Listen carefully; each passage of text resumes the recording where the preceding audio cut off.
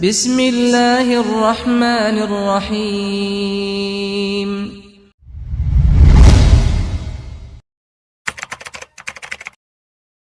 Bismillahirrahmanirrahim. Assalamualaikum warahmatullahi wabarakatuh.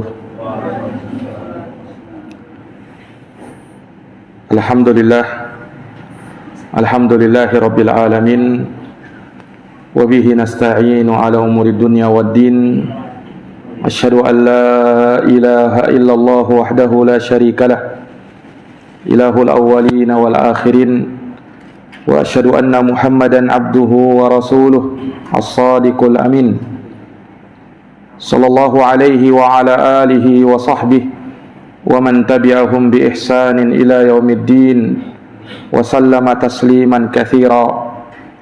Subhanaka la ilma lana illa ma 'allamtana innaka antal alimul hakim. Allahumma 'allimna ma yanfa'una wanfa'na bima 'allamtana wa zidna ilman ya karim. Rabbi shrah li sadri wa yassir li amri wahlul 'uqdatan min lisani yafqahu qawli. Amma ba'd. Ma'asyiral muslimin wal muslimat, hadirin wal hadirat, Bapak dan Ibu sekalian, jamaah salat maghrib rahimakumullah. Alhamdulillah bi ni'matihi tatimmus shalihat. Segala puji hanya bagi Allah, atas segala nikmatnya tertunai amal-amal kebajikan. Salawat dan salam semoga terkirimkan kepada baginda Rasulullah Muhammad sallallahu alaihi wasallam, kepada keluarga, para sahabat, serta mereka yang senantiasa meniti jalannya hingga hari kiamat. Ma'asyiral muslimin wal muslimat, Bapak dan Ibu sekalian yang dirahmati oleh Allah, melanjutkan kajian kita pembahasan dari tafsir suratil A'la, di mana kita telah menjelaskan sampai pada ayat yang ke-10 dari surat yang agung ini, di mana Allah Subhanahu wa taala menjelaskan bahwa peringatan terkadang bisa memberikan manfaat bagi orang-orang yang punya rasa takut kepada Allah, sementara mereka yang celaka dan dipastikan kecelakaannya tidak akan bermanfaat yang namanya peringatan tersebut. Maka Allah Subhanahu wa taala berfirman, sayadzakkaru may yakhsha, akan mengambil peringatan dan mendapatkan pelajaran setiap orang yang punya rasa takut kepada Allah. Hanya mereka yang bisa mengambil pelajaran tersebut, mengambil nasihat dan mengambil peringatan dari Allah. Karena orang-orang yang takut kepada Allah, merekalah orang-orang yang disebut sebagai orang-orang yang mendapat hidayah. Allah Subhanahu wa taala berfirman di dalam Al-Qur'an, "Innama ya'muru masajidallahi man amana billahi wal yawmil akhir wa aqamas salah wa ataz zakah wa lam yakhsha illallah fa'asa ulaika ayyakunu minal muhtadin." Sesungguhnya hanya saja yang memakmurkan masjid-masjid Allah adalah mereka yang beriman kepada Allah, kemudian kepada hari akhir, mereka tegakkan salat, mereka tunaikan zakat, dan dari satu sifat mereka, mereka tidak takut kecuali hanya kepada Allah. Ini, mereka tidak takut kecuali hanya kepada Allah. Maka Allah tegaskan, fa'asa ulaika ayyakunu minal muhtadin. Maka mereka itulah orang-orang yang pasti mendapatkan hidayah, pasti mendapatkan petunjuk dari Allah Subhanahu wa ta'ala. Makanya sangat pantas ketika Allah menyebutkan sayadzakkaru may yakhsha, orang-orang yang takut kepada Allah, dialah yang bisa mengambil pelajaran, dialah yang bisa mengambil nasihat, dialah yang bisa mengambil peringatan-peringatan dari Allah Subhanahu wa taala. Sebaliknya, di ayat yang ke-11 Allah Subhanahu wa taala tegaskan, wa yatajannabuhal ashqa. Wa yatajannabuhal ashqa. Sementara orang yang paling celaka akan menjauhi peringatan itu. Tidak mau dekat-dekat dengan nasihat itu. Dia akan menjauh dari segala peringatan, nasihat dan pelajaran dari Allah. Dibahasakan dengan ashqa. Ashqa itu lebih dari sekedar syaqi, dari kata syaqawah, artinya kecelakaan. Orang yang celaka disebut syaqi. Tapi kalau disebut ashqa, ini sudah ada makna yang lebih lagi. Bukan sekedar celaka, tapi paling celaka. Itu makna ayat ini. Wa yatajannabuhal ashqa, orang yang paling celaka. Di sini ada penekanan.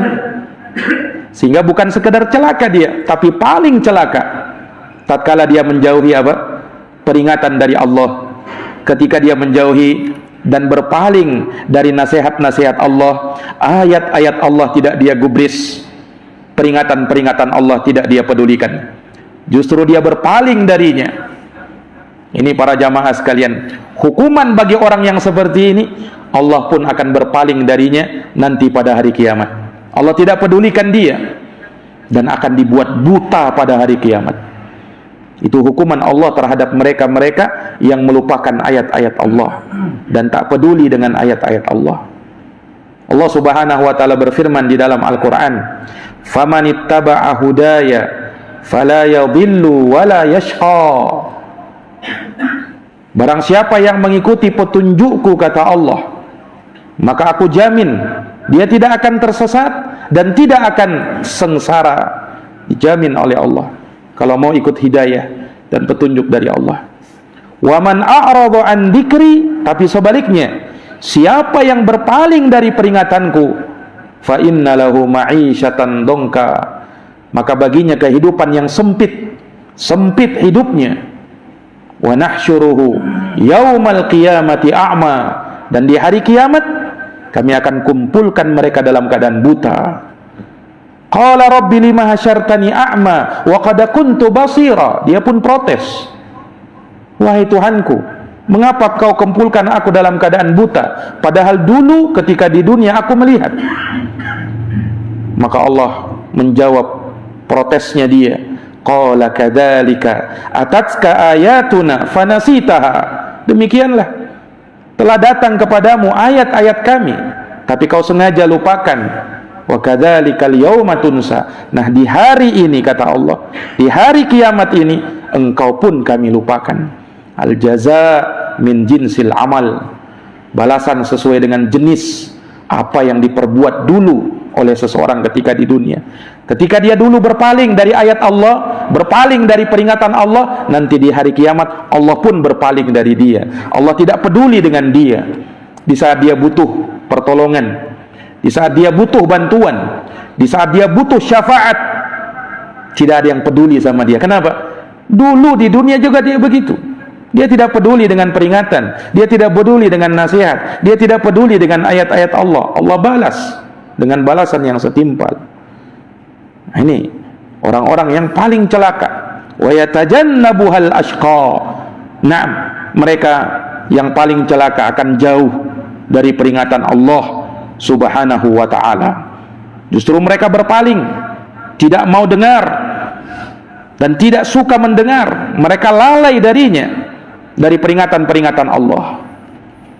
Ini jamaah sekalian yang dirahmati oleh Allah.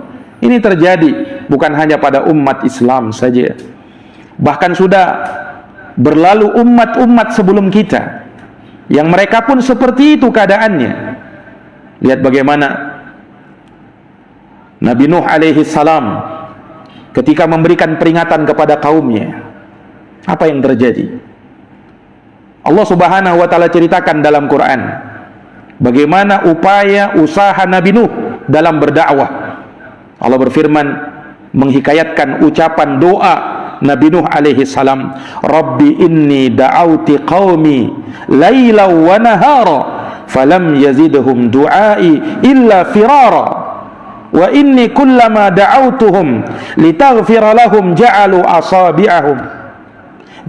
asabi'ahum fi adanihim wastaghshaw thiyabahum wa asarru wastakbaru istikbara. Allah kisahkan dalam Quran.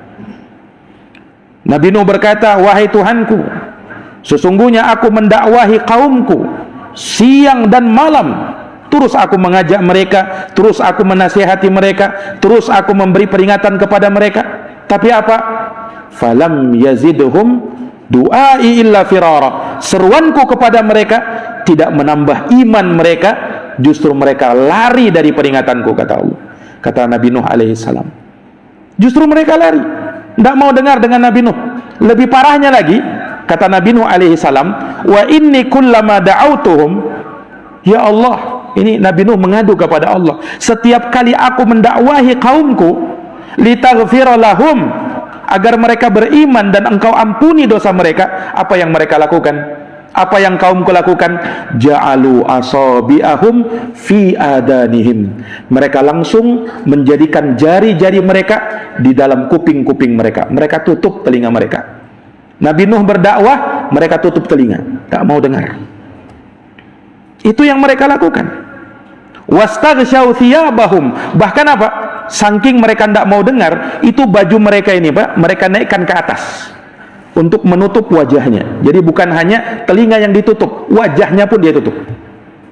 Saking tidak mau dengar dakwahnya Nabi Nuh, peringatannya Nabi Nuh alaihi salam. Wa asarru, mereka terus menerus seperti itu. Wastakbaru istikbara, dan mereka menyombongkan diri dari peringatan Allah.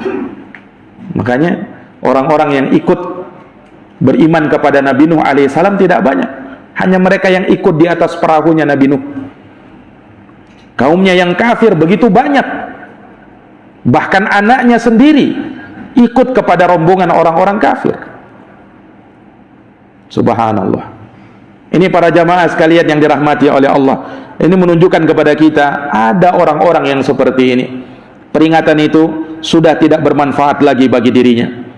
Dia tidak suka dengan nasihat, dia tidak suka dengan peringatan, dia tidak suka dengan ajaran-ajaran Allah, dia tidak suka dengan ta'lim, dia tidak suka dengan majelis ta'lim, dia tidak mau dengar, dia benci, dia tidak mau.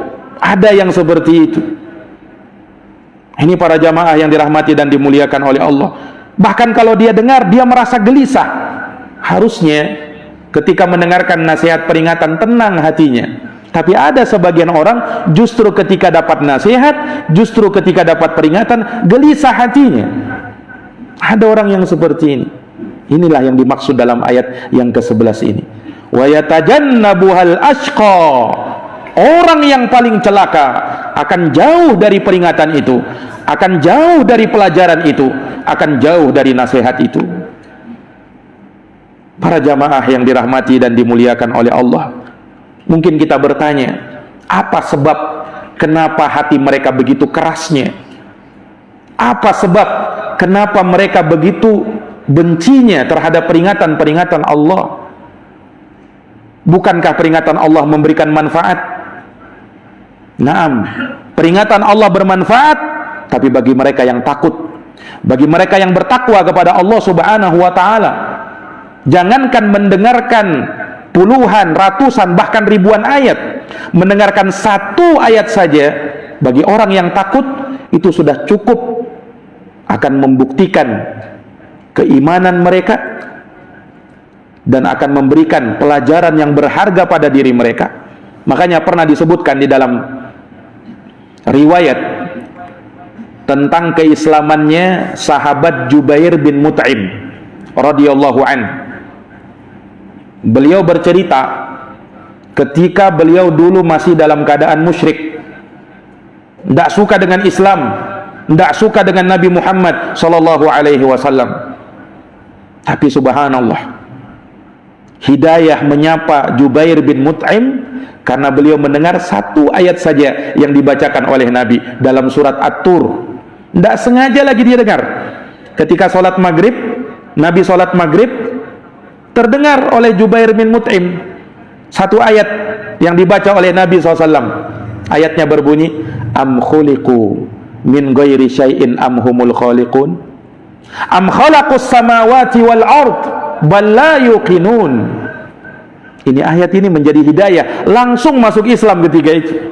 Subhanallah, satu ayat yang beliau dengar langsung betul-betul merasuk di dalam hatinya, dan itu menjadi sumber hidayah bagi sahabat Jubair bin Mut'im.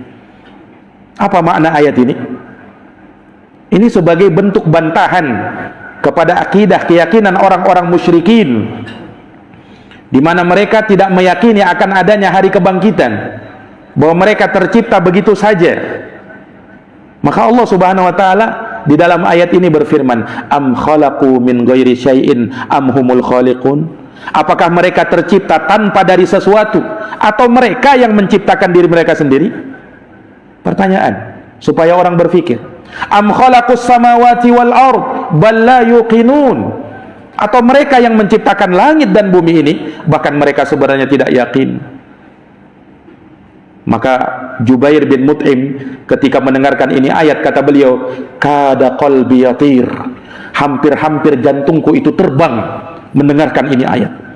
Dan di saat itulah aku mendapat hidayah. Satu ayat saja cukup membuat beliau mendapat hidayah Allah. Nah, sebaliknya ada orang-orang, jangankan satu ayat, puluhan ayat, ratusan ayat, bahkan mungkin ribuan ayat sudah dia dengarkan, tapi belum bisa menyapa dirinya untuk mendapatkan hidayah Allah. Ada orang yang seperti itu. Ada juga orang-orang yang mendapatkan hidayah ketika mendengarkan ayat-ayat tertentu.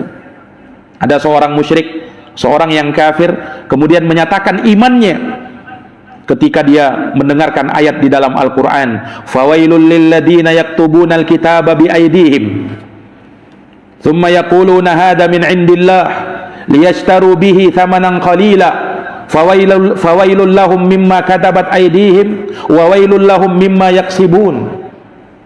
Ini pun menjadi hidayah. Seorang yang kafir masuk ke dalam Islam. Celaka, kata Allah, orang-orang yang menulis Alkitab dengan tangan-tangan mereka sendiri, kemudian mereka berkata ini dari sisi Allah. Untuk apa? Untuk mereka menjualnya dengan harga yang murah. Celaka bagi mereka yang menulis dengan tangan-tangan mereka. Celaka bagi mereka terhadap apa yang mereka lakukan tersebut. 3 kali diulang, celaka, celaka, celaka dia. Maka ini pun menjadi sumber hidayah bagi seseorang. Ini para jamaah yang dirahmati dan dimuliakan oleh Allah. Subhanallah. Jadi ada keadaan orang-orang yang seperti ini. Dan tentu itu ketika Allah Subhanahu wa taala menghendaki taufik pada diri seseorang, sehingga ketika datang peringatan Allah Subhanahu wa taala, dia pun mampu mengambil peringatan tersebut. Sementara orang yang tidak mampu mengambil peringatan, yang justru jauh dari nasihat dan peringatan, apa sebabnya? Terlalu banyak sebabnya para jamaah sekalian. Namun di antara sebab yang pokok ada 3 kata para ulama. Ini 3 ini harus kita jauhi. Sebab kalau 3 ini ada pada diri kita, ini yang menyebabkan kita jauh dari peringatan, tidak mau mengambil nasihat, tidak peduli dengan nasihat itu.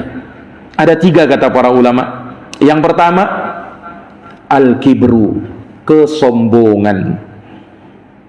Penyakit yang namanya kibr, kesombongan. Itu jamaah sekalian yang dirahmati dan dimuliakan oleh Allah. Yang kedua, tomak. Tomak, tamak, rakus terhadap harta. Itu pun yang menyebabkan seseorang akan menjauh dari peringatan Allah dan tidak mau mengambil nasihat. Dan yang ketiga, ta'assub, fanatik buta. Ini 3 hal yang menjadikan seseorang akan jauh dari peringatan Allah. Dan ketika itu dia akan menjadi orang yang disebut di ayat yang ke-11 ini, wa yatajannabuhal ashqa. Orang yang paling celaka akan jauh dari peringatan itu. Siapa mereka? Apa yang mendorong mereka untuk melakukan hal tersebut? 3 kata para ulama. Yang pertama, kesombongan. Kesombongan itu apa? Dia merasa lebih daripada orang yang menasehati ini, daripada orang yang memberi peringatan ini. Dia merasa lebih. Lebih apanya? Bisa jadi dia merasa, saya lebih tua daripada kamu, kamu lebih muda, berani-beraninya menasehati saya. Bisa saja bisa timbul yang seperti itu. Ada orang yang dia bersombong dengan hartanya, saya lebih kaya, kok bisa-bisanya kau beri peringatan kepada saya. Ada yang bersombong karena kedudukannya, saya lebih tinggi kedudukan saya, tidak pantas untuk saya dinasihati, justru saya yang menasihati. Ada yang bersombong karena ilmunya, saya lebih berilmu daripada kamu, saya punya gelar yang banyak, kamu siapa? Ya, sombong. Sehingga dari situ apa? Menghalangi dia dari mengambil peringatan. Tidak mau. Kenapa? Dia merasa rendah kalau harus dengar dari orang ini yang mungkin kedudukannya lebih di bawah, baik hartanya, kedudukannya, ilmunya. Ini para jamaah yang dirahmati dan dimuliakan oleh Allah. Dan kesombongan ini sebabnya gara-gara ujub. Ujub itu bangga terhadap diri sendiri. Nah, ini penyakit yang berbahaya juga. Rasul SAW khawatirkan jangan sampai umatnya tertimpa penyakit ini, penyakit ujub. Karena ujub melahirkan kesombongan. Rasulullah pernah bersabda, "Lau ma tudnibun," andaikan kalian tak berbuat dosa, kata Nabi, "la khiftu ma huwa asyaddu min dalik." Niscaya aku lebih takut kepada kalian, menimpa kalian yang lebih berbahaya daripada itu. Apa itu? Al-ujub. Al-ujub, penyakit ujub, bangga terhadap diri sendiri, bangga dengan amalannya, bangga dengan hasil usahanya. Dari situ lahir kesombongan. Ini para jamaah yang dirahmati dan dimuliakan oleh Allah. Sombong itu apa? Sombong itu ditafsirkan oleh Nabi dengan dua hal. Sebab Nabi pernah menyebutkan tentang kesombongan dan ancaman bagi orang-orang yang sombong.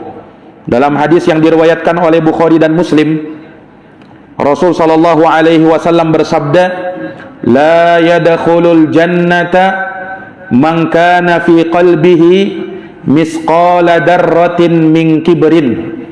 Tidak masuk surga, kata Nabi, orang yang di dalam hatinya terdapat penyakit kesombongan walau sebesar biji sawi. Bayangkan, tak masuk surga, kata Nabi, orang yang di dalam hatinya ada penyakit kesombongan walaupun kecil. Ada sahabat tanya, mau nanya tentang kesombongan itu bagaimana? Ya Rasulullah, innar rajula yuhibbu ayyakuna thawbuhu thawba hasanan, ayyakuna thawbuhu hasanan wa na'lahu hasanan. Ya Rasul, ada di antara kami yang suka pakaiannya itu bagus, sandalnya sandal yang bagus. Apakah itu kesombongan ya Rasul? Tanya sahabat ini. Kata Rasul SAW, bukan itu kesombongan. Orang pakaiannya bagus, penampilannya bagus, belum tentu dia orang sombong. Tapi kesombongan itu, kata Nabi, al-kibru batarul haq wa ghamtun nas. Ini kesombongan. Sombong itu, kata Nabi, dua. Ketika kau tolak kebenaran, tak mau mengambil nasihat, tak mau mengambil peringatan, dan ketika kau merendahkan orang lain. Itulah kesombongan.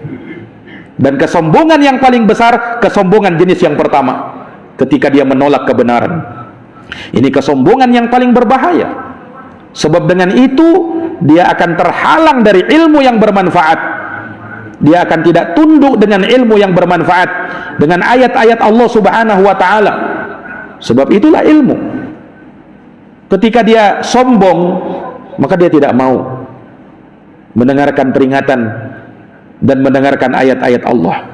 Lihat di dalam Al-Quran, Allah Subhanahu wa ta'ala ceritakan, walau tara ididh zalimuna fi ghamaratil maut wal malaikatu basitu aydihim akhriju anfusakum al yawma tujzauna adzabal hun bima kuntum taquluna 'ala Allah ghairal haqq wa kuntum an ayatihi tastakbirun. Kata Allah Subhanahu wa ta'ala, ini orang yang menyombongkan diri dari kebenaran, menolak kebenaran. seandainya engkau melihat ketika orang-orang zalim berada dalam tekanan-tekanan sakaratul maut, sementara para malaikat memukulkan dengan tangan-tangan mereka. Malaikat itu berkata, akhriju anfusakum, keluarkan jiwa-jiwa kalian. Al-yawma tujzauna adzabal hun, hari ini kata malaikat kalian akan dibalas dengan azab yang menghinakan. Apa sebabnya? Sebabnya kata malaikat, bima kuntum taquluna 'alallahi ghairal haqq, karena kalian berucap atas nama Allah tanpa kebenaran. Itu sebab pertama. Sebab yang kedua, wa kuntum an ayatihi tastakbirun, dan kalian menyombongkan diri dari ayat-ayat Allah. Sombong ternyata. Ini para jamaah yang dirahmati dan dimuliakan oleh Allah. Gara-gara kesombongan, dia pun mendapatkan azab yang pedih, bahkan mendapatkan su'ul khotimah gara-gara itu. Ini para jamaah yang dirahmati dan dimuliakan oleh Allah. Makanya orang-orang yang sombong akan dibinasakan oleh Allah Subhanahu wa ta'ala. Gambaran orang-orang yang sombong dari umat-umat terdahulu, lihat Fir'aun. Oh, betapa sombongnya dia. Fir'aun itu bukan hanya sombong kepada manusia, Pak, sombong kepada Allah. Dia sampai berani mengatakan, ana rabbukumul a'la. Kata Fir'aun, saya Tuhan kalian yang paling tinggi. Tidak kalah jauh Raja Namrud. Raja Namrud mirip juga dengan Fir'aun. Ketika Nabi Ibrahim alaihissalam mendebat Raja Namrud ini, apa kata Ibrahim? Rabbiyalladzi yuhyi wa yumit. Wahai Namrud, Tuhanku Allah Subhanahu wa ta'ala itu, dia mampu menghidupkan, dia mampu mematikan. Apa kata si Namrud, Pak? Qala ana uhyi wa umit. Kata si Namrud, aku pun bisa menghidupkan dan bisa mematikan. Mau menyaingi Allah. Tidak jauh-jauh dari ucapan si Fir'aun, Namrud ini. Sombong dia. Sombongnya kelas kakap.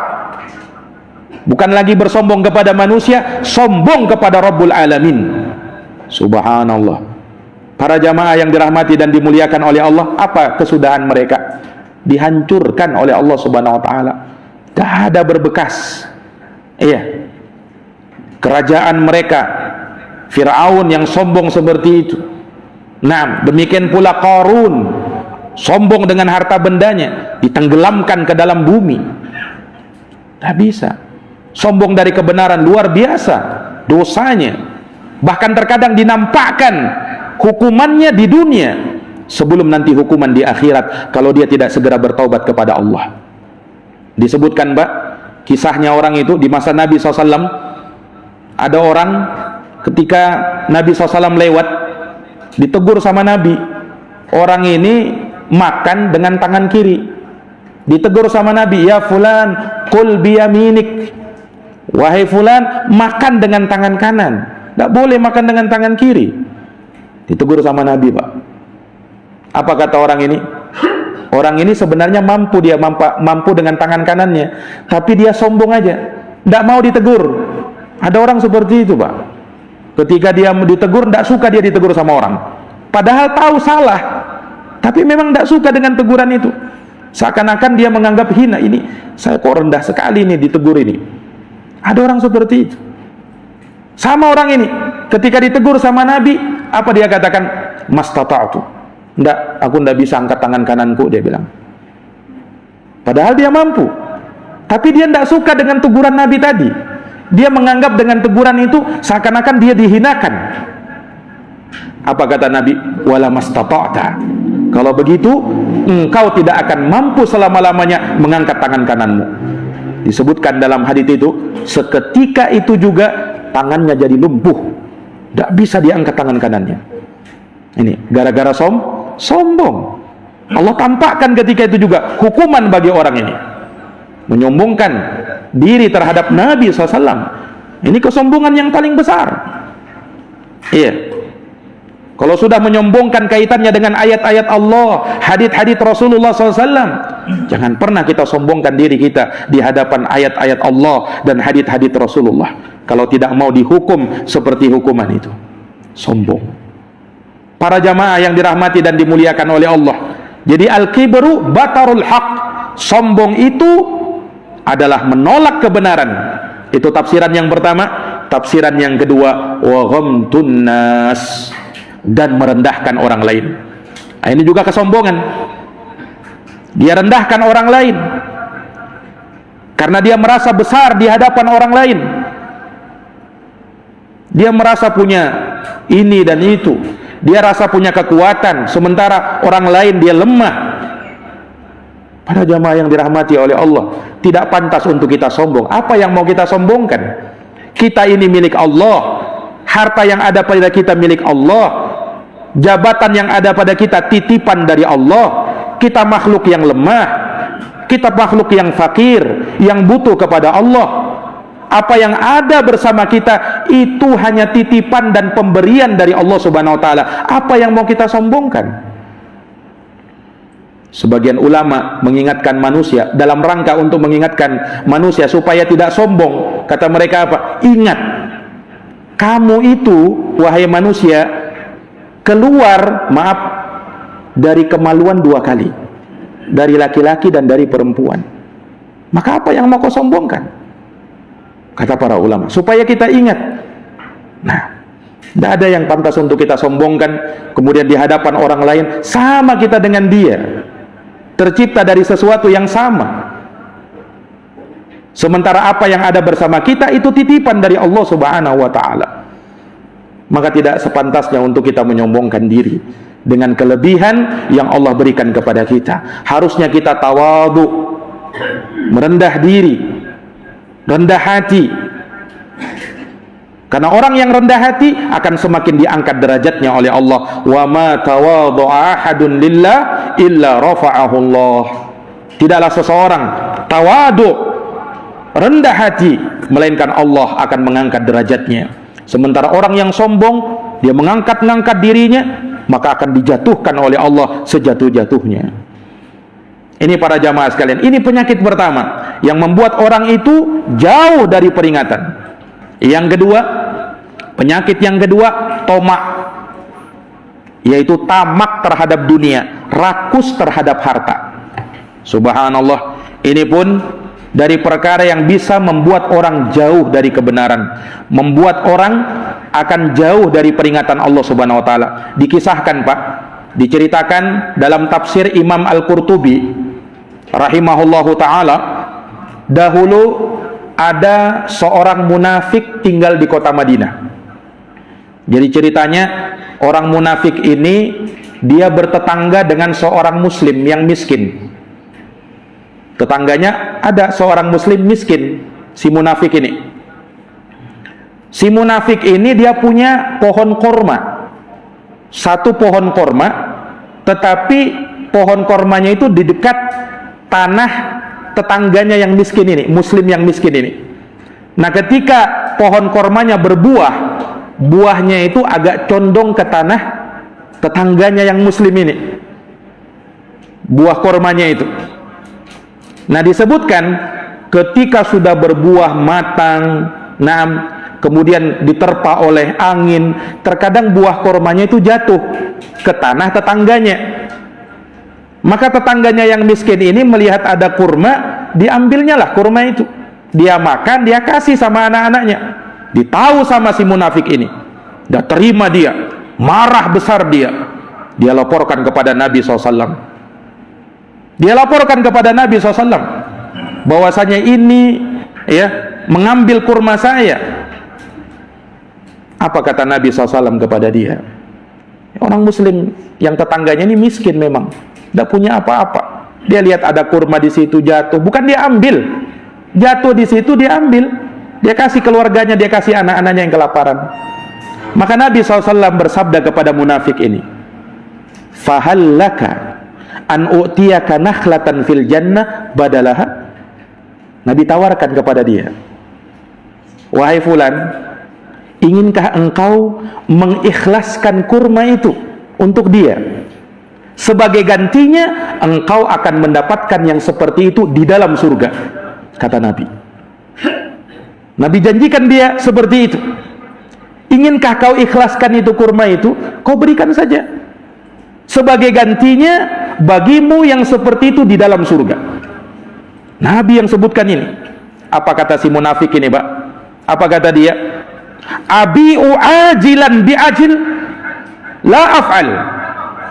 Kata dia, apakah saya rela menukar yang ada ini dengan yang belum ada?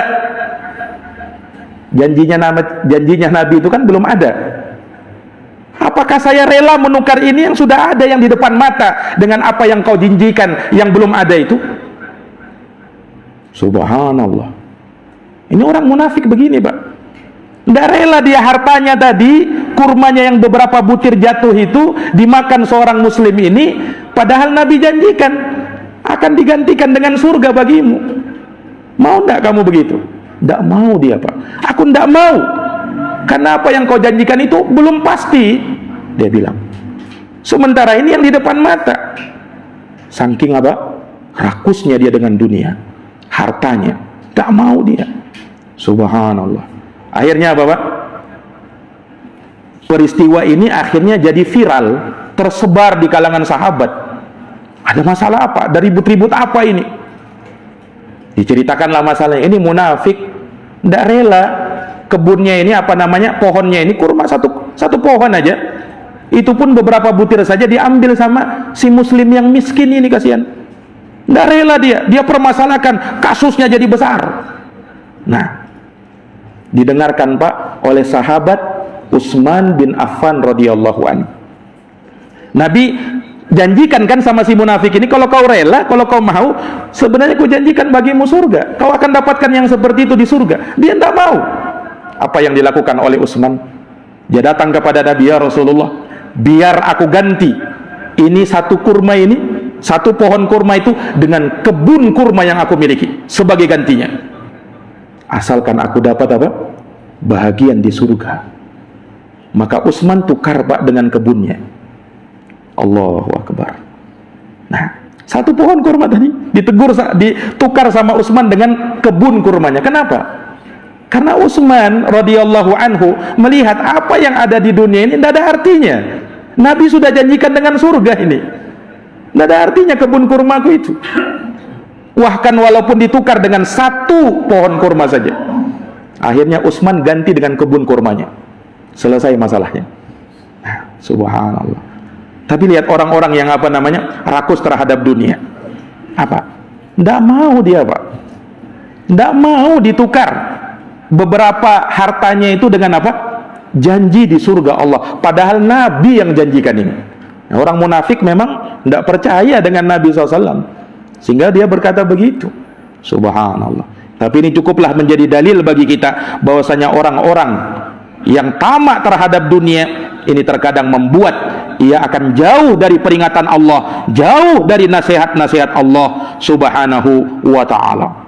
Para jamaah yang dirahmati dan dimuliakan oleh Allah, sifat rakus terhadap dunia inilah yang dikhawatirkan oleh Nabi, jangan sampai menimpa umatnya. Nabi sudah berikan peringatan, madibani jai'ani ursila fi ghanamin bi afsadalaha min hirsil mar'i alal mali wa syarafi lidini. Tidaklah ada dua ekor serigala dilepaskan pada segerombolan kambing-kambing, tidaklah dia lebih merusak daripada sifat tamak seseorang terhadap harta dan kedudukan, padahal itu bisa merusak agamanya. Nauzubillahi min dzalik. Dan yang terakhir jamaah sekalian, sifat ta'assub, fanatik. Nah, ini juga yang membuat seseorang akan jauh dari kebenaran, jauh dari peringatan-peringatan Allah Subhanahu wa ta'ala, sehingga tidak bermanfaat yang namanya peringatan itu.